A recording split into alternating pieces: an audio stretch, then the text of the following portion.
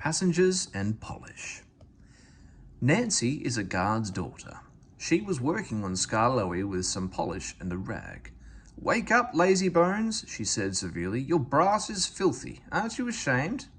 "No," said Skarloey sleepily. "You're just an old fusspot. Go away."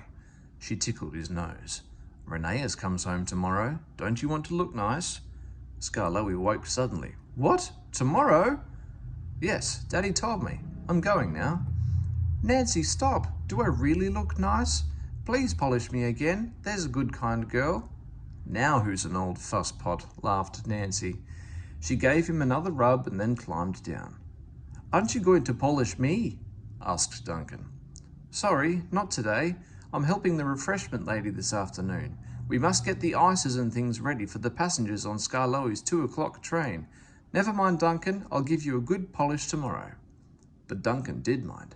"It isn't fair," he complained. "Peter Sam gets a special funnel, Sir Handel gets special wheels, passengers get ices, and I'm never even polished."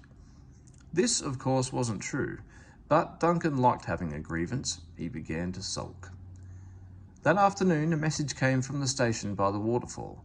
"One of Skarloey's coaches has come off the rails. Please send some workmen to put it right." Duncan was in steam, so he had to go. "All this extra work," he grumbled. "It wears an engine out." "Rubbish," said his driver. "Come on." The derailed coach was in the middle of his train, so Skarloey had gone on to the top station with the front coaches. Duncan left the workmen and brought the passengers in the rear coaches home. He sulked all the way. He arrived back just in time for his own 4 o'clock train. "I get no rest. I get no rest," he complained.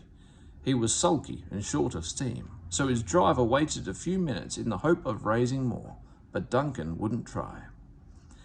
"We can't keep the passengers waiting any longer," his driver said at last.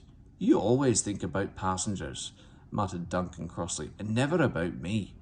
I'm never even polished. I'm overworked and I won't stand it." He grumbled away, brooding over his wrongs. Duncan made heavy weather of the journey, but at last they reached the viaduct. This is long, high, and narrow. No one can walk on it when a train is there. "Come on, Duncan," said his driver.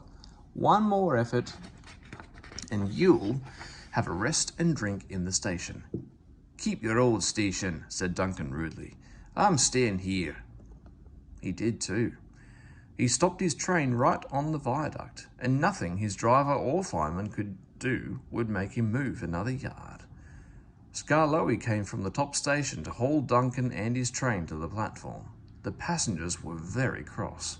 They burst out of the train and told the drivers, the firemen, and the guard what a bad railway it was. Skarloey had to pull the train to the top station too. Duncan wouldn't even try. The thin controller was waiting at the shed for Duncan that evening. He spoke to him severely, but Duncan still stayed sulky. He muttered to himself, "No polish, no passengers," in an obstinate sort of voice.